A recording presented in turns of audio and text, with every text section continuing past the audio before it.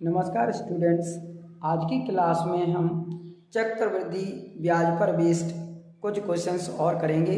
कल की क्लास में हमने इसके ऊपर कुछ सवाल कर दिए हैं। आज हम कुछ एडवांस सवाल इसके में और लगाएंगे। तो आइए एक सवाल देखिए। 800 रुपये का 6% वार्षिक ब्याज की दर से 9 माह का चक्रवृद्धि ब्याज ज्ञात करो, जबकि ब्याज की दर त्रैमासिक है। अगर यहाँ ब्याज की दर त्रैमासिक रखी गई है तब हमें क्या करना है, इसकी दर में हमें 4 से भाग करना है और समय को 4 से गुणा करना है। तो आइए इसे सॉल्व कर लेते हैं। यहाँ मूलधन हमें P 800 रुपये दिया है, समय दर यहाँ पर 6% है और जो समय है ये हमारे पास 9 माह है। ठीक है, हमें CI इसमें निकालना है।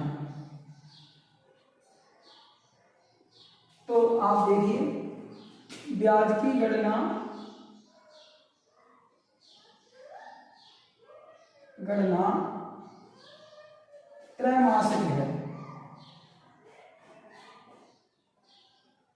त्रैमासिक है। तब तो क्या होगा, इस R को 4 से डिवाइड करेंगे, यानी जो हमारी R है हमारे पास 6/4, ये 2 तिया 6, 2 दूनी 4, यानी कि 3/2 रह जाएगी। और जो समय है N से दर्शा देता हूँ इसको, ये इसका 4 गुना हो जाएगा।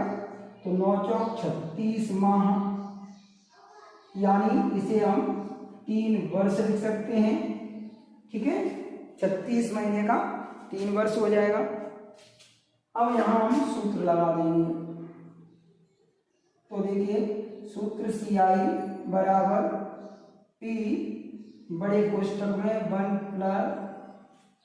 बड़े कोष्ठक में हमको 1 + R/100, ये छोटे ब्रैकेट में रखना है, इसकी पावर n, ये माइनस का 1। मैं इसको कैपिटल R लिख देता हूँ। यहाँ मैंने कैपिटल R से लिखा है, इसलिए P की जगह 800 रखना है, 1 + R की जगह 3/2, तो 2 नीचे आ जाएगा तो ये 200 हो जाएगा। N की जगह 3 रखना है, ये 1 ऐसे ही रखना है। आगे देखिए 200 एकल 200 में 3 ऐड कर देंगे तो ये 203 हो जाएंगे, बट्टे में 200 रहेगा। इस पूरे की घात 3, ये माइनस का 1 है।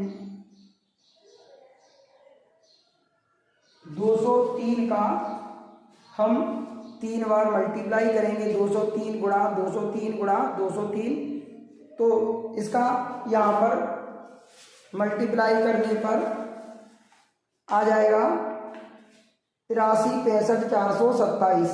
आप इसे मल्टीप्लाई करने में यहाँ पर डायरेक्ट वैल्यू रख के आपको दिखा रहा हूँ। 83, 65, 427, ये इतना। इसमें से 203 को जब 3 बार मल्टीप्लाई कर देंगे, 203 गुणा 203 गुणा 203, तो ये आएगा 83, 65, 427। नीचे देखिए 200 तो इजीली हो जाएगा, 2 दूनी 4, 4 दूनी होते हैं 8, और 2 जीरो है यहाँ तो 6 जीरो हो जाएंगी। ये -1 हम ऐसे ही रख देंगे। आगे देखिए इसका यहाँ क्रॉस मल्टीप्लाई कर देंगे,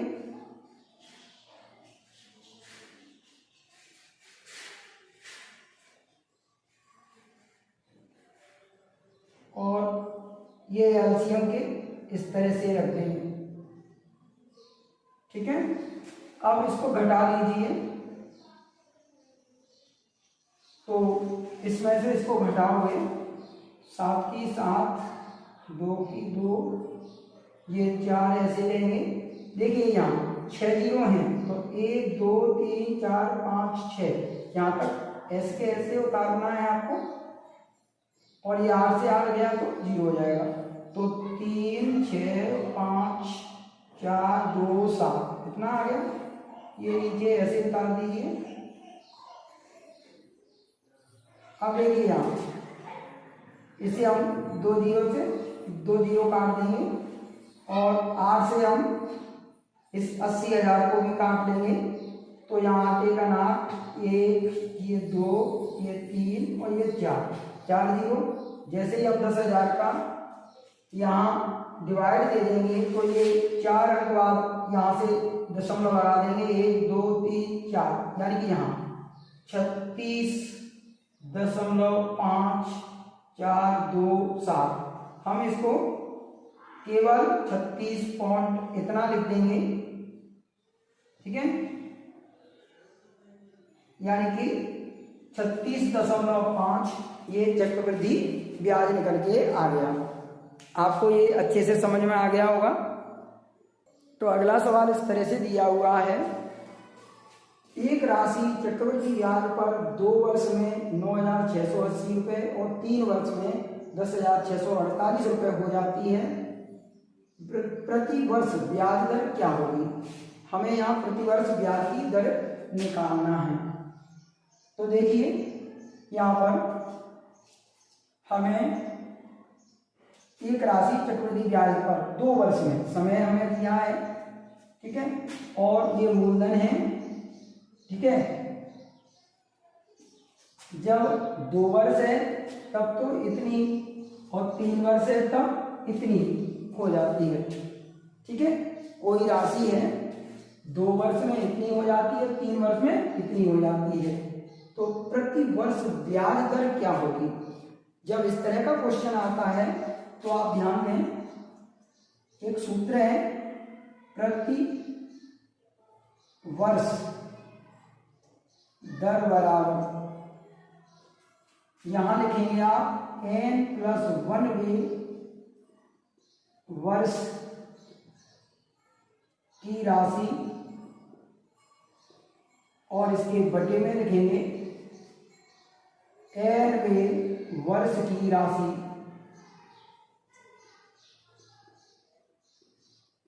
यहां गुणा लगा देंगे,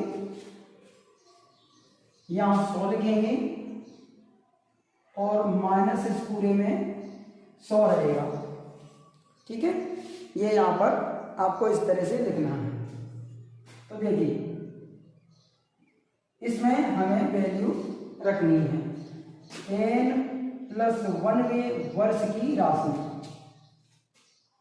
ठीक है, n+1वें, क्योंकि ये 2 वर्ष है तो यहाँ 3 वर्ष है, समझ रहे हो, इससे एक ज्यादा, तो हमें वो वाली राशि यानी कि 10,648 को यहां रखना है, ठीक है। n+1वें का मतलब होगा एक आगे की वर्ष, ये 2 है तो वो 3 वर्ष है, तो 3 वर्ष की जो राशि है वो यहां लिखी जाएगी, और nवें वर्ष ये रहेगा, तो ये 9,680 यहाँ उतार देंगे, इंटू 100 रखेंगे, और ये माइनस के 100 ऐसे ही रहने देंगे। अब देखिए 0 से 0 कट गया, यहाँ पर इसे काट लेते हैं। तो देखिए ये हम यहाँ अगर 968 से डिवाइड दें यहाँ, तो 968 एकन 968 हो जाएगा, ये 1064 से 968 घटाएं तो ये बचेगा 14 से 8 गया 6, 15 से 6 गए 9, ये 9 से 9 0, अब बचेगा 8, यानी कि 11 बार कट जाएगा इससे, ठीक है। अब 11 का 10 से मल्टीप्लाई करेंगे तो ये 110 हो जाएगा, 100 है ये, 110 से 100 गया तो 10, तो ये हमने ये प्रतिशत जो दर है प्रतिवर्ष की, ये हमने निकाल दी, ठीक है। हाँ, तो देखिए अगला सवाल इस तरह से है, एक राशि 6 माह में 16% प्रतिवर्ष की चक्रवृद्धि ब्याज की दर पर 43,264 रुपये हो जाती है। यदि ब्याज त्रैमासिक संयोजित किया जाए तो राशि क्या होगी? तो देखिए, हमें देखिए 43,264 रुपये ये विसर्जन दिया है।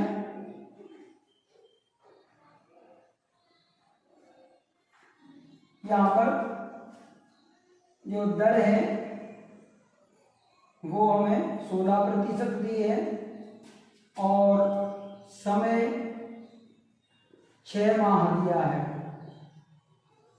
ठीक है, हमें राशि यानी कि मूलधन निकालना है। मूलधन PM को निकालना है इसमें।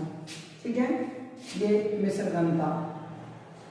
अब देखिए, आपको यहाँ ध्यान देना है कि ब्याज की गणना यहाँ त्रैमासिक है। तो मैंने आपको समझाया था कि जब त्रैमासिक गणना हो तो दर में 4 से भाग देना है और समय को 4 से गुणा करना है। तो यही काम हमको यहाँ करना है।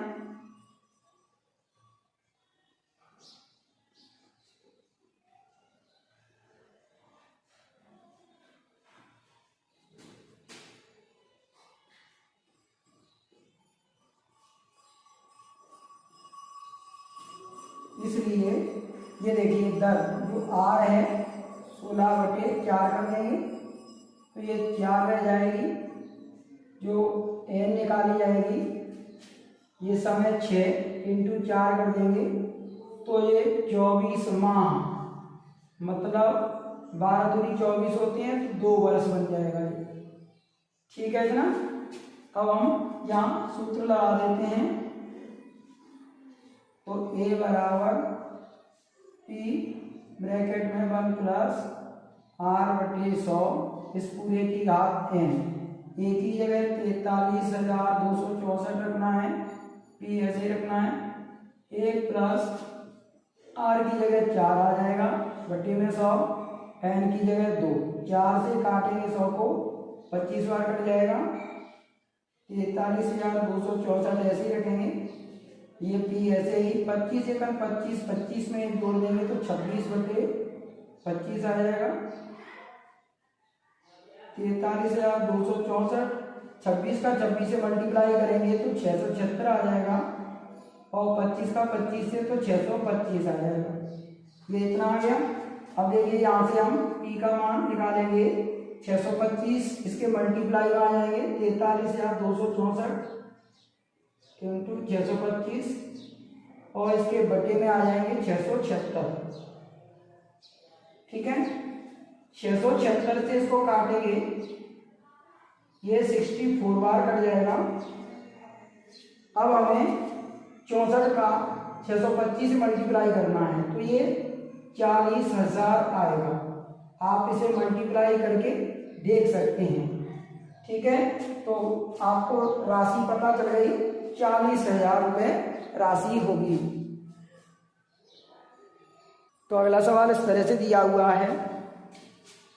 अर्धवार्षिक रूप से संयोजित चक्रवृद्धि ब्याज पर 8,000 रुपये निवेश किए जाते हैं। 18 माह बाद 10,648 रुपये प्राप्त होते हैं। वार्षिक ब्याज की दर कितनी होगी? तो हम लिख लेते हैं, हमें 8,000 रुपये मूलधन दिया हुआ है। ये मूलधन हो गया P। ठीक है, समय हमें दिया है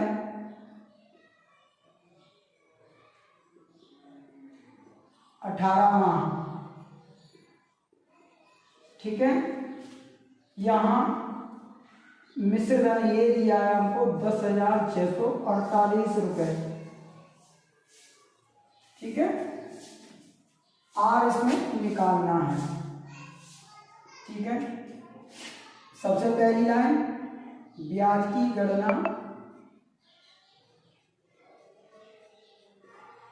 गणना अर्धवार्षिक यानी कि छमाही अर्धवार्षिक। या इसको समाई भी कहते हैं, है तब। तो इस केस में क्या होगा कि जो दर है उसको हम आधा करते हैं और समय को 2 गुना कर देते हैं। तो दर तो हमें निकालना है, इसे छोड़िए, समय को देखिए। तो हमें n बराबर यहाँ पर 18 इंटू 2 करना है, तो ये आ जाएगा 36 माह, और 36 माह का 3 वर्ष बनेगा। सही है।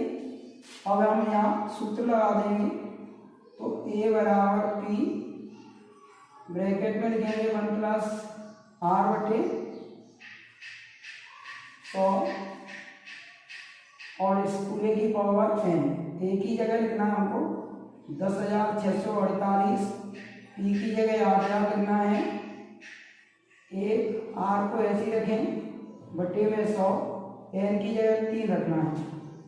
10,648 के बटे में ले आएंगे 8,000 को, 1 प्लस r बटे 100 और इसकी पावर 3 ऐसे ही रहने देंगे। अब देखिए यहाँ पर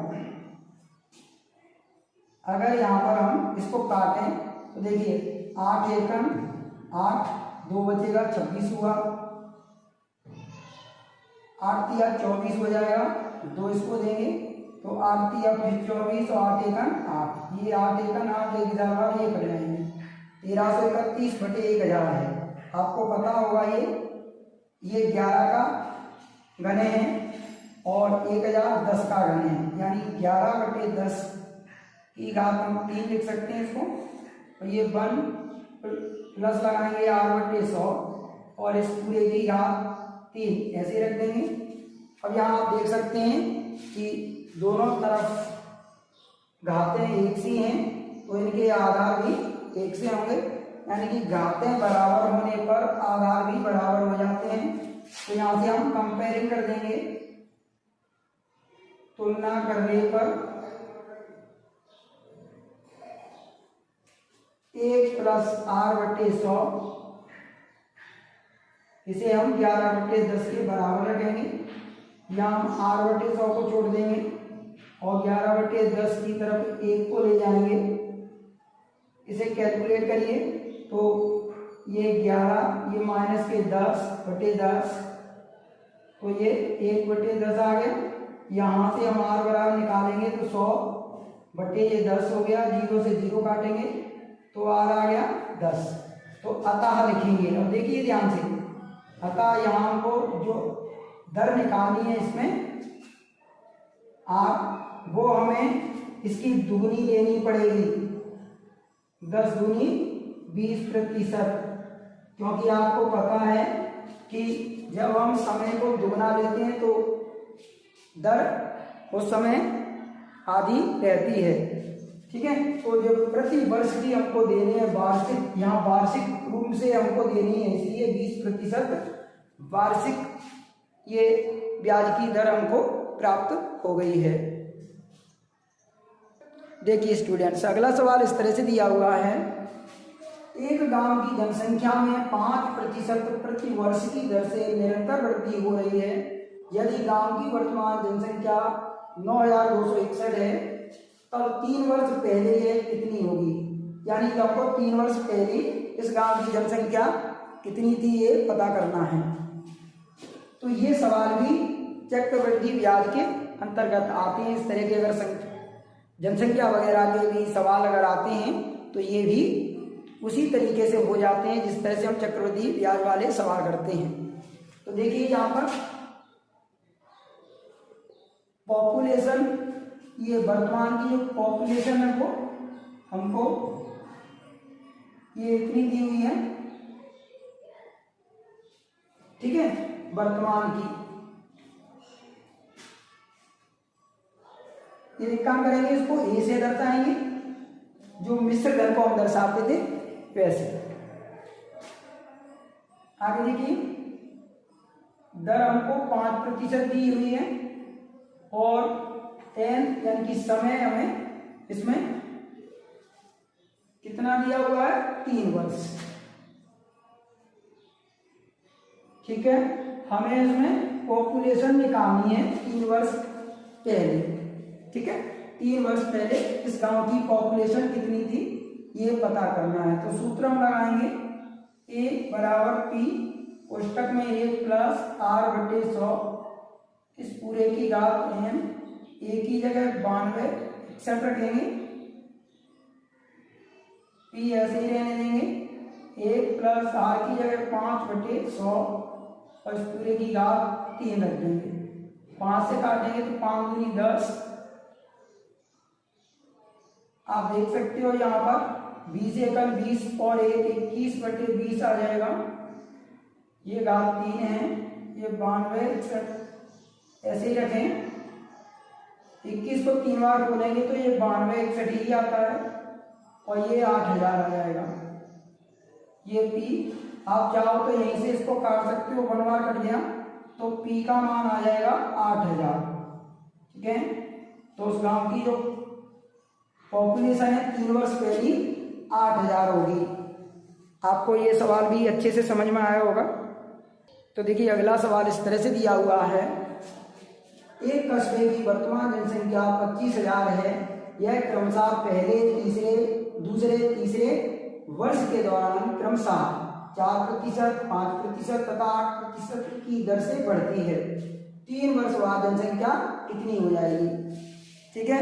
अलग अलग वर्ष दिए हैं, सबकी दर अलग अलग है और वर्तमान जनसंख्या हमको इसमें पता है। हमें 3 वर्ष बाद की जनसंख्या निकालनी है, ठीक है।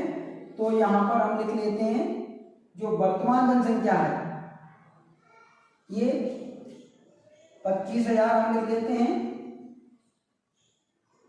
अब देखिए R1 है 4%, R2 है 5% और R3 है 8% यहाँ, ठीक है। 3 वर्ष है इसलिए यहाँ n बराबर 3 लिखने की आपको आवश्यकता नहीं है।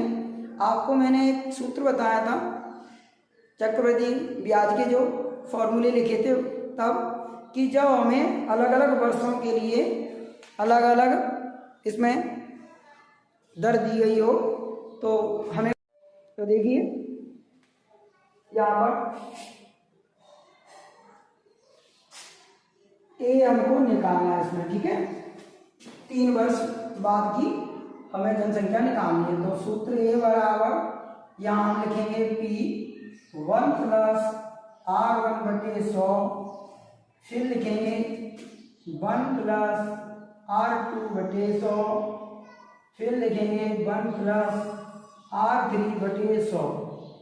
इस तरह से 3 वर्ष हैं 1 2 3, तो इस तरह से इसका सूत्र बनाया जाएगा। अब इसमें सारी वैल्यू रखेंगे हम। तो देखिए पी की जगह 25000 है, एक आर की जगह 4/100, ऐसे ही यहाँ 5/100। आर के मान आपको रखते चलना है। तो देखिए यहाँ काट लेते हैं इसको, 4 दूनी 8, ये 4 दूनी 8, 4 पंजे 20, ऐसे ही 5 से 5 दूनी 10, ये 4 से काटेंगे तो ये इतना आ गया। आप देखिए यहाँ पर 25 से 25 से 26/25 हो जाएगा, ये 20 से 20 है 21/20 हो जाएगा, 25 और 2 27/25 हो जाएगा। यहाँ पर हम इसको काट लेते हैं, 25 से 25, ठीक है, 20 पंजे 100 और ये 25 दूनी 50। इस सब का मल्टीप्लाई करना है तो आंसर आ जाएगा। अब देखिए 26 दूनी हो गए 52, अब 21 का मल्टीप्लाई कर लो इसमें, तो 21 दूनी 42, 21 पंजे 105 और 4 109 हो गए। तो 1092 इसमें 27 से मल्टीप्लाई होना है, ठीक है। तो देखिए 7 दूनी 14, 7 नंबर 63, 64। आंसर चेक ऐसे लिख देंगे, 7 एकम 7, ये 2 दूनी हो गए 4, 2 नंबर 18, 2 एकम 2, तो ये 4 4 4 8, 6 8 14, 8 1 9, ये 29 484, ठीक है। तो 3 वर्ष बाद इस कस्बे की जनसंख्या 29,484 हो जाएगी। तो अगला सवाल इस तरह से है, एक कारखाने में स्कूटर का उत्पादन 3 वर्षों में 40,000 से बढ़कर 40,305 हो जाता है। स्कूटर के उत्पादन की वार्षिक दर ज्ञात करो, ठीक है। तो यहाँ भी देखिए 40,000 ये वर्तमान का उत्पादन है, तो इसे बताएंगे। अब देखिए ये 3 वर्ष बाद हो जाता है इतना, तो इसे ए लिया जाएगा, ठीक है। 40,000 से उत्पादन बढ़ करके 3 वर्ष में 40,305 हो रहा है, इसलिए इसको ए से दिखाएंगे। और एन 3 है, ये हमें आर निकालना है। चलिए दर निकाली जाएगी, तो सूत्र हमको लगाना है ए बराबर पी ब्रैकेट में 1 + r/100 इसकी पावर n। ए की जगह 40,305 लिखेंगे, पी की जगह 40,000, 1 + r को ऐसे ही रहने दें बटे 100, n की जगह 3, 40,305 बटे में 40,000 आ जाएंगे, 1 + r/100 इसकी घात 3 को ऐसे रहने दें। अब देखिए यहाँ पर इसे काटिए,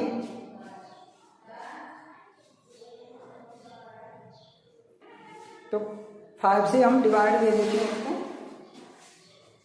देखिए अंश और अब दोनों को 5 से काटिए, तो 5 नंबर 45, एक इसको दिया 13 हो गया, तो 5 दूनी 10, ठीक है। 5 छक्के 30 हो जाएगा, 5 एकम 5, ये 5 अट्ठे 40, यानी कि 8 बार। आपको याद होगा 92 61 ये 21 का घन होता है, 8000 ये 20 का घन है। तो मैं इसे 21/20 की घात 3 रख देता हूँ, ये 1 + r/100 ऐसे रहने देता हूँ, और ये 3 ऐसे। दोनों तरफ की घातें बराबर हैं, इसलिए आधार इनके बराबर हो जाएंगे। तो हम यहाँ से इसकी तुलना कर लेते हैं।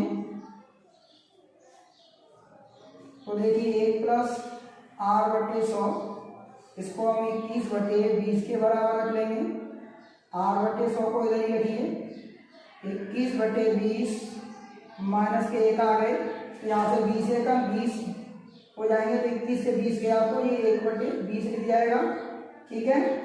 अब हमको यहाँ r का मान निकालना है, तो 100 का इधर क्रॉस मल्टीप्लाई कर देंगे, 100 और बटे में 20 है, तो 20 × ये 100, तो r आ जाएगा 5%, ठीक है।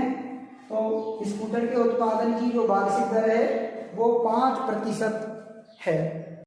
अगला सवाल इस तरह से दिया हुआ है, 40,000 रुपये की मोटरसाइकिल का 10% घसारे की दर से 3 वर्ष बाद मूल्य क्या होगा। तो यहाँ देखिए P यानी कि मोटरसाइकिल की वर्तमान प्राइस 40,000 रुपये है, P से इसकी वर्तमान में जो मूल्य है वह लिखा जाएगा, R ये दर है इसकी, और N यहाँ पर समय है 3 वर्ष, और A का मतलब होगा घसारा मूल्य, ठीक है, डेप्रीशिएशन।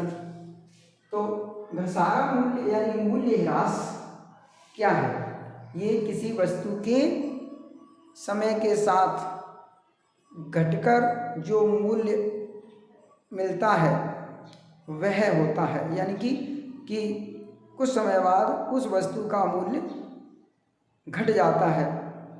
प्रेजेंट में जो वस्तु जितने की लाई जाती है, कुछ समय बाद वह उसका मूल्य कम होता चला जाता है, और अगर उसका मूल्य आगे हम कंपेयर करें तो काफ़ी कम हो चुका होता है, यही मूल्य ह्रास होता है।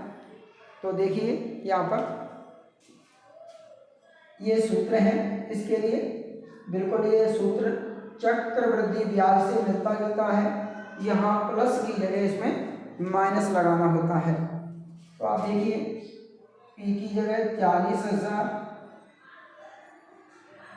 आर की जगह ये 10% रखें तो ये 10/100 हो गया। एन की जगह 3, ये 0 से 0 काटा 40,000। आप देख सकते हो यहाँ पर 10 सेकंड 10 से दिया तो 9/10, ये पूरी घात 3 लगाना है। ये 40,000, 9 को 3 बार मल्टीप्लाई कर लीजिए, 9 गुणा 9 गुणा 9 करके, तो ये 729 आ जाएगा। और 10 को करोगे तो ये 1,000 आएगा। 3 जीरो से इसकी 3 जीरो काटिए, 40 का 729 से मल्टीप्लाई करेंगे तो ये 0, 4 9 36, 4 दूनी 8, 3 11, 4 7 28, 29, तो 29,160 रुपये ये घसारा मूल्य आ गया। यानी कि घसारा मूल्य आया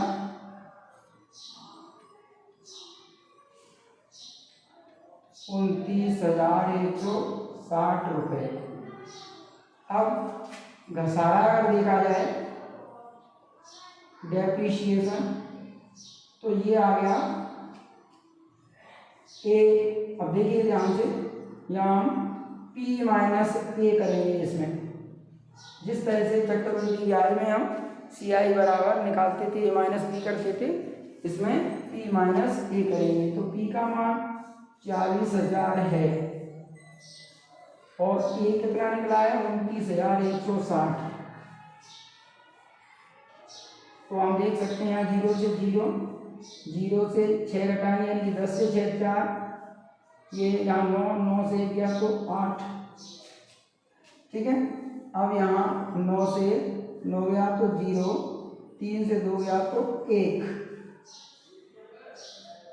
यानी 3 वर्ष बाद मोटरसाइकिल का मूल्य 10,840 रुपये कम हो गया है, ठीक है। तो आइए अब अगला सवाल करते हैं।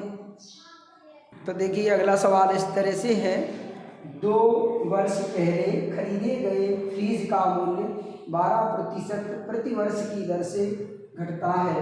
यदि इसका वर्तमान मूल्य 9,680 रुपये है, तब फ्रिज कितने में खरीदा गया था, ठीक है। तो आप देख सकते हो वर्तमान मूल्य 9,680 रुपये है, यानी हम यहाँ देख सकते हैं ये घटा हुआ मूल्य आ गया है, और घटा हुआ मूल्य क्या होगा, ए होगा, ठीक है। यानी ए है 9,680 रुपये, ठीक है। 2 वर्ष पहले खरीदे गए फ्रिज का, ठीक है। यानी कि पी हमको इसमें निकालना है, इसका प्राइस कितना रहा होगा 2 साल पहले। आर 12% है और एन 2 वर्ष है, ठीक है। तो हम यहाँ सूत्र लगाते हैं। तो सूत्र याद होगा आपको, ए बराबर पी ब्रैकेट में 1 माइनस R/100, इस पूरे की बात है। इसकी जगह 9,680, पी ऐसे लिखना है 1 माइनस 12/100, एन की जगह 2 लिखा, इसे 4 से काट लीजिए, 4 की 12 और 4 दूनी 8, 4 पंजे 20, ये 25 एकम 25, 25 से 3 घटाएंगे तो 22/25 आ जाएगा। ये इतना ये 22 का 22 से 2 बार मल्टीप्लाई कर लीजिए तो 484 आ जाएगा। 25 का 25 से करोगे तो 625 आ जाएगा मल्टीप्लाई, ये इतना आ गया। और यहाँ से हम पी का मान निकाल लेंगे, ये इधर क्रॉस मल्टीप्लाई हो जाएगा और ये बटे हुए 484 आ गया। अब देखिए क्या ये 484 से कट जाएगा, आप देख लीजिए। अगर हम 2 बार इसका मल्टीप्लाई कर देंगे तो 4 दूनी 8 है ना, और 2 बटे 16 और 2 चौक 8 1 9, यानी कि ये 4 से 20 बार कट जाएगा। ठीक है, 20 का 625 से मल्टीप्लाई कर लीजिए तो 0 की 0 आ गई, 2 पंजे 10 आए, 2 दूनी 4 1 5 2 छिके 12। तो आप देख सकते हो यहाँ पर 12,500 रुपये इस फ्रिज का मूल्य रहा होगा 2 साल पहले। तो शायद आपको अच्छे से समझ में आ गया होगा ये सवाल। तो आपने देखा कि जो घसारा मूल्य वाले सवाल हैं वो भी चक्रवृद्धि ब्याज की तरह से ही हो जाते हैं। केवल आपको ध्यान रखना है कि जब मूल्य ह्रास वाला सवाल दिया है, मूल्य घटता है, तो आपको सूत्र में प्लस की जगह माइनस लगाना है। इतना आप लोग याद रखें। और मैंने आपको इसमें सवाल बताए थे कि अगर कहीं जनसंख्या वगैरह के भी सवाल इसमें हैं तो वो भी इसी तरीके से हो जाते हैं। आपको कुछ बातें जो मैंने बताई थी वह याद रखनी हैं, कुछ जो सूत्र बताए हैं वो दिमाग में रखिए, जिससे इस तरह के जो भी सवाल हैं वो आपको अच्छे से आ सकें। आपको प्रतियोगी परीक्षाओं में जो सवाल पूछे जाते हैं वो बिल्कुल कम कैलकुलेशन वाले लेकिन सोच विचार वाले होते हैं, इसीलिए आप अपने कॉन्सेप्ट बिल्कुल क्लियर रखें, जिससे किसी भी क्वेश्चन का आंसर देने में आपको बिल्कुल दिक्कत ना आए। अगर आपको छोटी छोटी बातें याद रहेंगी तो आप प्रतियोगी परीक्षाओं में अपने हर सवाल का आंसर ठीक से दे सकते हैं, कहीं कोई कन्फ्यूजन नहीं आएगी। तो ठीक है, आज की क्लास में बस इतना ही। मिलते हैं एक अलग टॉपिक के साथ अगली क्लास में। नमस्कार।